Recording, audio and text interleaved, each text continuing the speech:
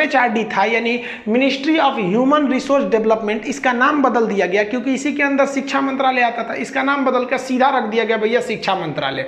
इसे आप हम लोग क्या कहेंगे, मिनिस्ट्री ऑफ एजुकेशन कहेंगे।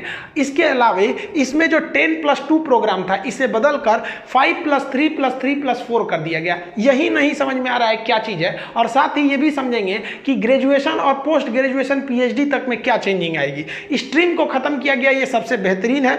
मल्टीपल एंट्री और एग्जिट को शामिल करवा लिया।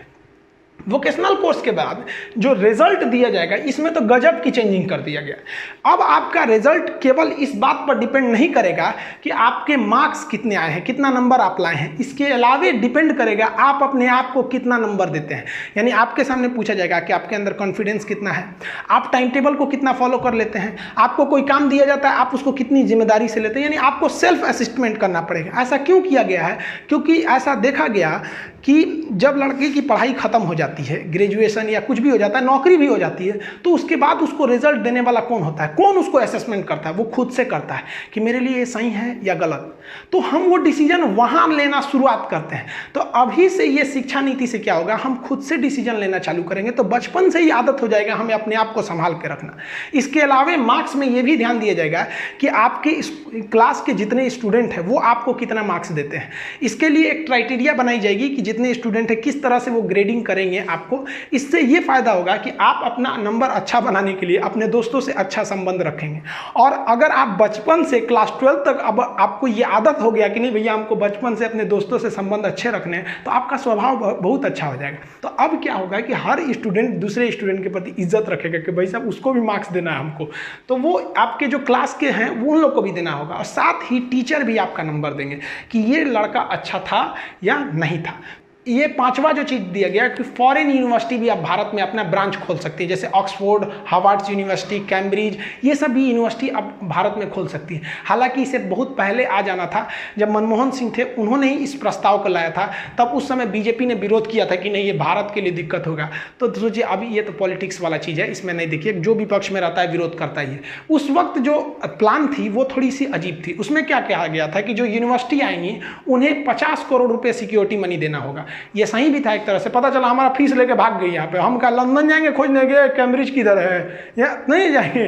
तो एक सिक्योरिटी मनी का प्रोग्राम रखा गया था जिस वजह से वो लोग उतना इंटरेस्ट नहीं रहते हैं। तो अभी के में जो कहा गया कि भाई साहब आपको सिक्योरिटी मनी का झमेला नहीं है, और साथ ही वही यूनिवर्सिटी आएंगी जो इन टॉप लेवल की हैं। दुनिया की टॉप 50 यूनिवर्सिटी ही ब्रांच खोल देंगी। अब पता चला यूनिवर्सिटी ब्रांच खोलेगी, पाकिस्तान भी अपना खोल दिया इस्लामाबाद यूनिवर्सिटी से जुड़ा। उसमें कौन सी सिखाएगा कि बम को कैसे नोचना है और कैसे फेंकना है, ये सब नहीं आएंगे। सब टॉप 50 यूनिवर्सिटी जो दुनिया की है वहीं आ सकती है। तो ये भी बेहतर है। इससे फ़ायदा क्या होगा कि हमारी यूनिवर्सिटी जो है उनको भी एक बढ़िया कंपटीटर मिलेगा वर्ल्ड लेवल का। तो ये सब भी मेहनत करेंगे कि हमको ऐसा बनना है। और जो चेंजिंग अच्छी की गई है वो अलग से 4 डिपार्टमेंट बनाया जाएगा। वो डिपार्टमेंट 4 अलग अलग रहेंगे। उसमें एक का काम रहेगा कि सिलेबस तैयार करना, किस बच्चे को क्या पढ़ाना है। एक अलग डिपार्टमेंट रहेगा जो रेगुलरिटी काम करेगा कि किस स्कूल में टीचर कैसे कर रहे हैं, इंफ्रास्ट्रक्चर कैसा है, स्टूडेंट में कोई चेंजिंग तो नहीं लाना है। एक अलग डिपार्टमेंट रहेगा जो उन लोग को मतलब सैलरी देगा, जो टीचर्स हैं या जो स्टूडेंट हैं उनको अलग से स्कॉलरशिप दिया जाएगा जो गरीब स्टूडेंट है, ताकि वो अच्छे से पढ़ सके। जो अच्छे स्टूडेंट है उन्हें रिसर्च में पैसे दे सके। और एक अलग डिपार्टमेंट रहेगा जो रिजल्ट निकालने की व्यवस्था कर सके। जैसे आप स्पेशली बिहार में देखे होंगे तो बहुत गलत क्या होता है कि लड़का अगर मुजफ्फरपुर का है तो उसे पता चल गया कि मेरी मैट्रिक की कॉपी दरभंगा गई है चेक होने के लिए। अब क्या करेगा, वो ट्रेन पकड़ के दरभंगा पहुंच जाएगा कोने कॉलेज में, मास्टर साहब 500 रुपया ले लीजिए, हमारा नंबर पास कर दीजिए। ऐसा होता है वहां पर। इस चीज को तो तुरंत बंद कर देना चाहिए। लड़का को क्या जरूरत है बताने का कि तुम्हारी कॉपी कहां चली गई, तुमको इससे क्या मतलब। ये डिपार्टमेंटल काम है ना। आप थोड़ा बाहर और कहीं जगह पता करिए, नहीं पता चल पाता है। और जहां भी अगर ये पता चलता है तो एकदम ये तो आप कहिए कि खुला अपराध कर रहे हैं। आप लड़के को उत्साह रहे हैं कि तोरा कॉपी हमारे पास आ गया है, आओ हमको पैसा दे।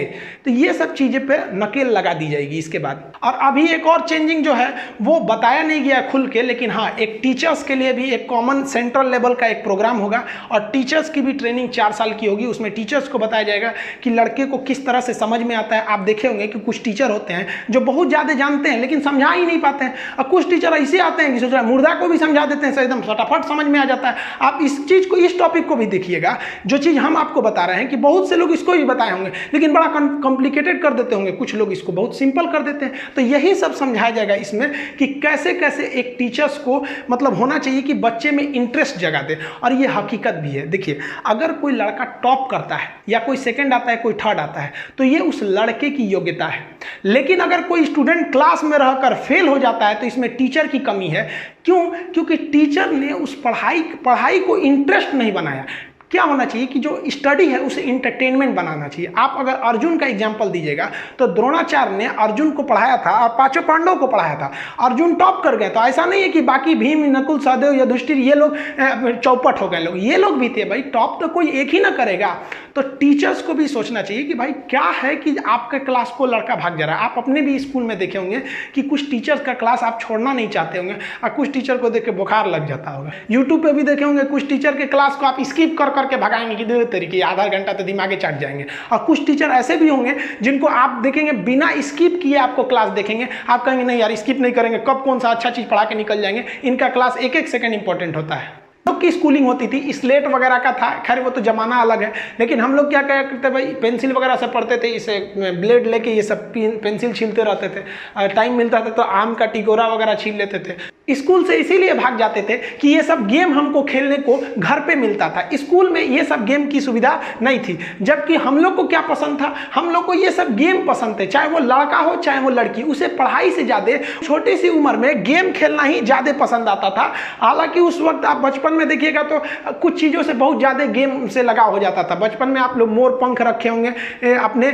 कॉपी किताब में, कवर जब चढ़ाते होंगे किताब पे तो बहुत ज़्यादा लगाव होता होगा। पेंसिल छील के उसके छिलका को हम लोग दूध में रखते थे कि ये रबड़ बन जाएगा, बाद में पता चला ये अफवाह है। तो लड़कों के इन्हीं हैबिट को देखते हुए गवर्नमेंट क्या कर रही है, कह रही है कि लड़कों को आप 3 साल में ही आप स्कूल में डाल दीजिएगा। और लड़कों का जो 3 साल के बच्चे होंगे ना, ये छोटका छोटका, इस सब का स्कूल इस तरह से होगा। अब वो क्या करेंगे, स्कूल जाएंगे, अपने कपड़े को गंदा करेंगे, खेलेंगे, मिट्टी भरना है, जो काम करना है वो खेलेंगे सब। इनको पेंटिंग सिखाया जाएगा, जो मन वो ड्रेस पहन के आ जाओ भाई, कोई जोर जबरदस्ती नहीं रहता है। इनको खेलने कूदने के लिए हर सुविधा दिया जाएगा। पेंटिंग करना है, जो मन वो करो। शुरुआत के 3 साल तुम्हें पढ़ना नहीं है, जो तुम अपने घर में रहते थे और मोहल्ले के लड़कों के साथ खेलते थे, अब तुम स्कूल में आओ और स्कूल में खेलो। और टीचर्स को भी ट्रेनिंग ऐसे दिया जाएगा, जिस तरह से एक गार्जियन बच्चे को खिलाता है उस तरह से टीचर उन बच्चों को खिलाएंगे। स्कूल में काफ़ी सारे इंस्ट्रूमेंट्स ऐसे खेलने कूदने के लिए अब रहेंगे हर एक पूरे इंडिया में। पहले आप देखे होंगे कि दिल्ली में इस तरह की काफ़ी ज़्यादा